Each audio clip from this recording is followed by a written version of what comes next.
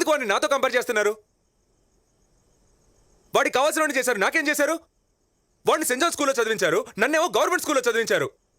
ఇంటర్వ్యూకి వచ్చి చూడండి, ఒక్క ముక్క ఇంగ్లీష్లో మాట్లాడడానికి ఎన్ని తిప్పలు పడుతున్నాను. ఉద్యోగం రాలేదు అంటే ఎలా వస్తుంది? ఒక్క ప్రెసెంటేషన్ కూడా సరిగ్గా ఇవ్వలేకపోతున్నాను. నేనేం చేయను, అప్పుడు నా స్తోమత అంతేనయ్యా. ఆ తర్వాత సార్ని ఇంగ్లీష్ మీడియంకి మార్చినట్టే నన్ను కూడా మార్చుండొచ్చుగా. ఎందుకు మార్చలేదు? ఇందులో చూసిన పార్షాలిటీ, ఎప్పుడు చూసిన పార్షాలిటీ. కంపేర్ చేసి చేసి అసలు ఎందుకు కంపేర్ చేస్తున్నారు?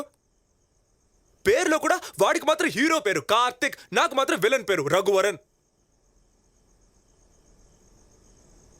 మీకు వాడే సూపర్ స్పెషల్ అనుకుంటే డైరెక్ట్ గా వాడినే కనుండాల్సింది. నన్నెందుకు కన్నారు?